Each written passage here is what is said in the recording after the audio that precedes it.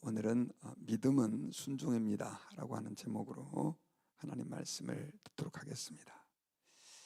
믿음 생활을 한다라고 하는 것은 하나님의 말씀에 순종한다라는 것과 다르지 않습니다. 나는 하나님을 믿는데 말씀과 상관없이 삽니다 라고 하는 것은 둘 중에 한 가지가 거짓말이죠. 믿지 않는다 라고 하는 것과 사실 같은 말입니다. 우리가 신앙생활을 한다라고 하는 것은 하나님의 말씀에 순종하면서 그 말씀에 자기를 복종하며 살아가는 행위다라고 얘기를 해도 과언이 아닙니다. 우리가 알기로 히브리서 11장은 믿음장이다 이렇게 우리는 알고 있습니다. 그래서 어제는 우리가 믿음은 바라는 것들의 실상이고 보지 못하는 것들의 증거다. 믿음으로 아벨은 가인보다 더 나은 제사를 드렸다. 하나님께 예배드리는 그 행위 자체가 믿음에서 시작된 것이고 그 믿음이 하나님이 더 받으실 만한, 기뻐하실 만한 예배 행위로 순종으로 이어졌다라고 하는 말씀을 들었습니다. 그리고 에녹은 믿음으로 하나님과 동행함으로 하나님을 기쁘시게 하는 자다라고 하는 평가를 받게 되었습니다. 그래서 믿음이 없다고 한다면 우리는 하나님을 절대 기쁘시게 할 수 없고, 또 믿음으로 산다라고 하는 사람들은 반드시 하나님이 살아계심을 믿고 그분의 말씀에 순종하면서 살아가야 된다라고 하는 것을 히브리서에서는 얘기를 하고 있어요. 오늘 본문은 조금 더 구체적으로 실례를 들어서 이제 노아와 그리고 아브라함 그리고 사라, 이 세 사람의 예를 들어서 그들이 어떻게 믿음으로 순종했는가라고 하는 것들을 예를 들어서 설명을 하고 있습니다. 자, 먼저 우리 7절에 보면 이 노아는 하나님 앞에 어떻게 순종했냐면요, 우리가 창세기를 통해서 잘 알고 있는 것처럼 방주를 만들어라 라고 하는 이 명령에 순종을 했습니다. 여러분, 노아가 방주를 만들 때 우리는 그 상황을 성경을 통해서 어렴풋이 알고 있어요. 그 전까지는 큰 비가 내린 적이 없었다고 합니다. 그리고 방주를 노아가 어디다 만들었냐면 산에다 만들었고요. 그리고 하나님이 온 세상을 멸하니까 세상에 있는 모든 동물들을 짝을 맞춰서 가둘 수 있는 어마어마한 크기의 방주를 만들려고 했습니다. 방주를 제작한 기간은 120년이 걸렸어요. 그리고 그 방주에는 노아와 그 8명의 가족만 들어갈 수 있었는데, 이걸 생각해 보면 사람들이 그 홍수의 심판을 얼마나 농담으로 여겨서 받아들이지 않았는가라고 하는 것을 추정해 볼 수 있습니다. 그렇다고 한다면 노아는 도대체 어떤 사람이길래 하나님의 그 말씀을 듣고 말도 안 되는 일에 순종을 했냐는 것이죠. 성경에는 이 노아를 의인이다 이렇게 표현을 하고 있습니다. 이 의인이다라고 하는 말은 사실 굉장히 평가 기준이 어려워요. 하나도 죄를 짓지 않는 사람을 의인이다라고 말할 수 있는데 노아가 그런 사람은 아니기 때문에 그렇습니다. 하나님이 보실 때 의인이다라고 하는 것은 우리가 노아가 하나님의 말씀을 철저하게 신뢰하며 하나님의 약속을 믿고 순종할 준비가 되어 있는 사람이었기 때문에 하나님은 그를 의인이었다라고 평가하고 있습니다. 노아가 나중에 방주에서 나와서 포도주를 마시고 실수한 장면들, 우리가 이런 것들 알고 있지 않습니까? 그도 허물이 있는 사람이었지만 그는 하나님의 말씀에 무조건 순종할 수 있는 그런 삶들을 살고 있었던 것을 우리는 알 수 있죠. 그것이 하나님 보실 때는 의였고, 오늘 본문에서는 믿음으로 노아는 아직 보이지 않는 일에 경고하심을 받아 경외함으로 방주를 준비하여 그 집을 구원하였으니 라고 평가를 하고 있습니다. 자, 이 노아의 순종의 행위가 할 수 없었던 순종을 했던 행위가 성경에서는 믿음이었다. 그리고 그 노아의 믿음을 많은 사람들이 따르게 되는 그런, 어떻게 말하면 믿음의 좋은 모델이 되었다라고 소개를 하고 있는 것입니다. 아브라함도 마찬가지죠. 자, 두 번째로는 8절에 보면 이 아브라함에 대해서 얘기하고 있는데, 믿음으로 아브라함은 부르심을 받았을 때 순종하여 장래의 유업으로 받을 땅에 나아갈 바를 알지 못하고 나아갔다. 이렇게 기록되어 있습니다. 아브라함은 갈대아 우르에 있을 때 그의 나이 75세에 하나님이 너는 너의 본토 친척 아비집을 떠나라. 내가 내게 지시할 땅으로 가라 라고 말하면서 어디로 가야 될지도 말씀해 주지 않고 본토 친척 아비집을 떠나라고 그랬습니다. 지금도 오늘날 이렇게 문명이 발달한 시대에도 우리가 내가 살고 있던 지역을 떠나서 미지의 세계로 간다라고 하는 것은 참 어려운 일입니다. 전 선교사님들을 참 존경하는 이유가 훨씬 좋지 않은 환경으로 그렇게 가서 산다, 이거 쉽지 않은 얘기거든요. 더더군다나 아브라함이 살았던 갈대아 우르는 굉장히 문명이 번창한 곳이었습니다. 그런데 그곳을 떠난다라고 하는 것은 그가 누리고 있었던 수많은 문명의 안락함들, 편안함들을 포기한다는 것도 있었지만 또한 자기의 생명을 위험에 내던진다라고 하는 의미도 있었어요. 치안이 제대로 되어 있지도 않던 시대였기 때문에 그 도시나 마을을 떠나면 어떤 강도나 도둑에 의해서 빼앗기고 죽임을 당할지도 모르고요. 그런다 그래서 누가 수사를 해서 자기 억울함을 밝혀줄 수 있는 그런 시대도 아니었습니다. 나중에 여러분 이 가나안 땅에 아브라함은 정착을 하게 되는데 말 그대로 완전히 이방인이 살고 있는 그 외지에 가가지고 언제 그들이 자기를 해할지도 모르는 두려움 속에서 그는 자기의 생명을 하나님께 맡긴 거죠. 자, 이것을 성경에서는 아브라함은 믿음으로 부르심을 받았을 때 순종했다, 믿음으로 순종했다라고 갈 바를 알지 못하고 간 것이다 라고 말합니다.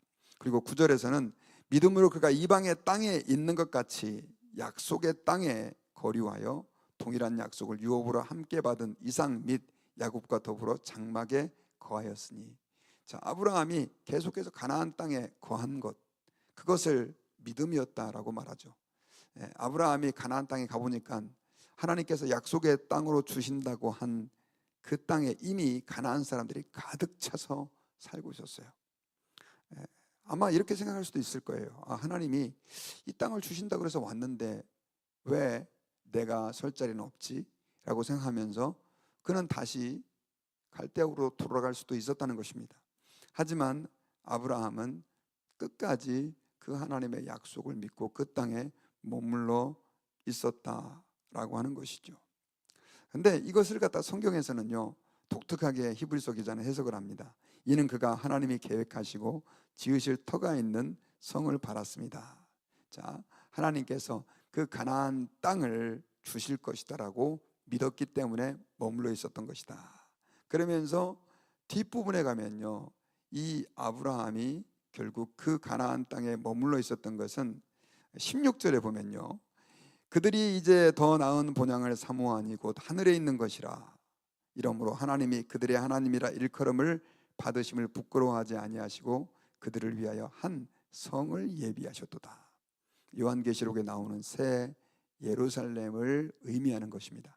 성도들을 위해서 준비한 새 하늘과 새 땅, 천국을 얘기하는 건데 아브라함이 거기까지 그 소망을 가지고 있었던 것으로 히브리서는 확대 해석을 하고 있죠.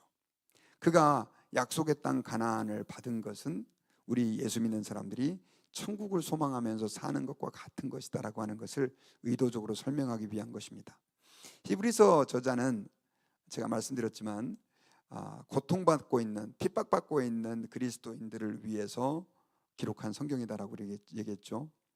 이 땅의 사람들과 비교해 봤을 때 도대체 내가 뭐하고 있나 라고 하는 의심이 들 수밖에 없는 상황 속에서 정말 아무것도 보이지 않는 그들에게 히브리서 저자는 아브라함과 노아를 보여주면서 비록 이 땅에서는 우리가 보이는 것들이 없지만 믿음의 사람들은 보이는 것들에 의지하지 아니하고 하나님의 약속을 의지하며 살았으니까 힘을 내십시오라고 권고하고 있는 것이죠.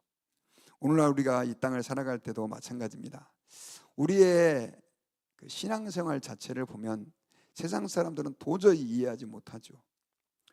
왜냐하면 우리는 보이는 것들, 손에 만져지는 것들을 위해 살아가는 인생이 아니라 하나님의 약속에 말씀을 듣고 마치 노아가 방주를 만든 것처럼, 그리고 아브라함이 그 본토 친척 아비집을 떠나서 가나안 땅이라고 하는 미지의 땅으로 간 것처럼 우리의 신앙생활이 그와 같을 때가 너무 많이 있어요.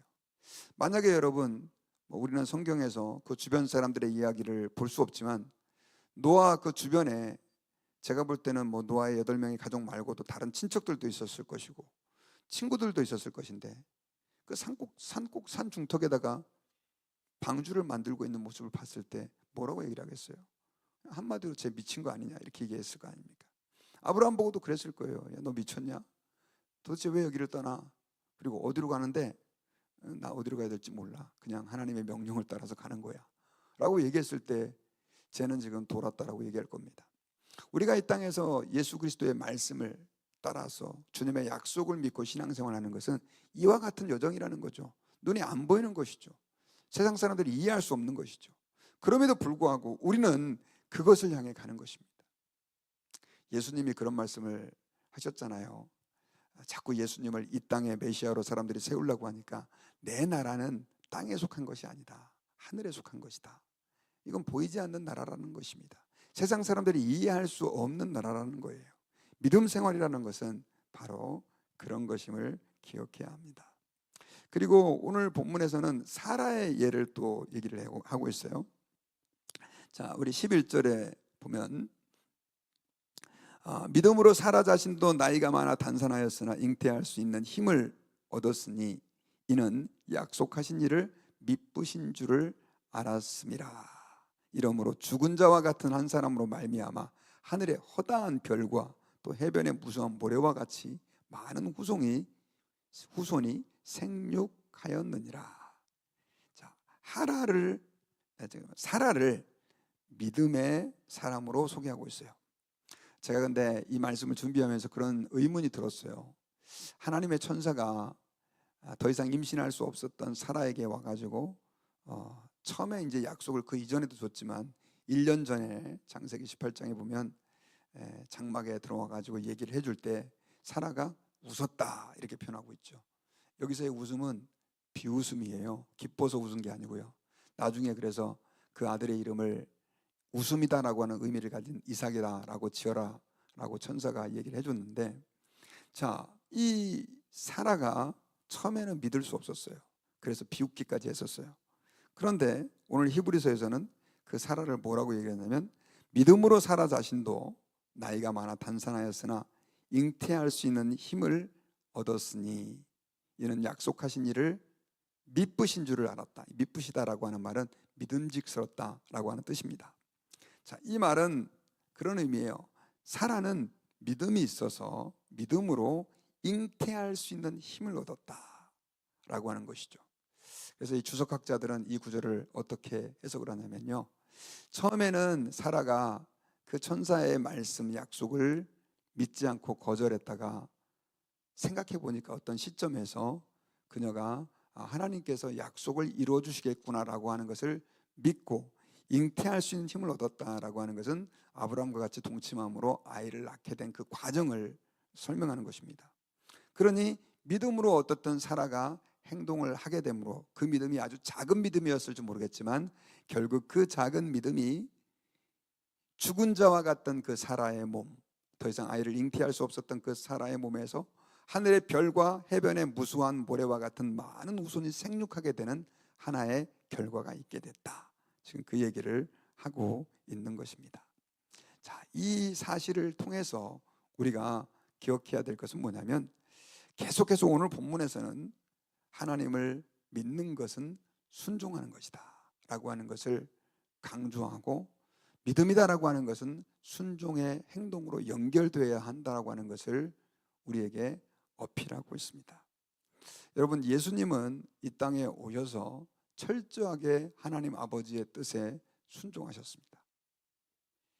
십자가상에서 십자가에 매달리기 바로 하루 전에 예수님께서 한 유명한 기도가 있죠.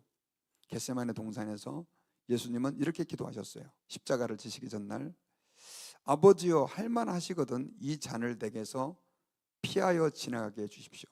여러분, 이 잔이다라고 하는 개념은 이사야서를 보면 하나님의 심판이에요. 심판, 진노의 잔이에요.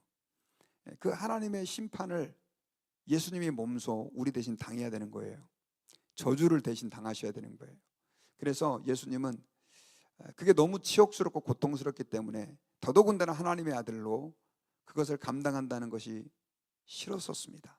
그래서 할만하시다면 이 진노의 잔을 제게서 거두어 주십시오. 그러면서 예수님이 이런 기도를 하죠. 아버지여, 내 뜻대로 마시고 아버지의 뜻대로 되기를 원합니다. 이 말은 예수님은 자신의 의지가 아니라 아버지의 뜻에 철저하게 순종하면서 십자가를 가신 것입니다. 예수님의 그 순종은 십자가를 지신 그 행동 하나가 아니라 그의 성육신, 이 땅에서의 인간으로서의 삶, 공생의 사역 모두가 다 철저하게 하나님의 뜻에 순종하는 것이었어요.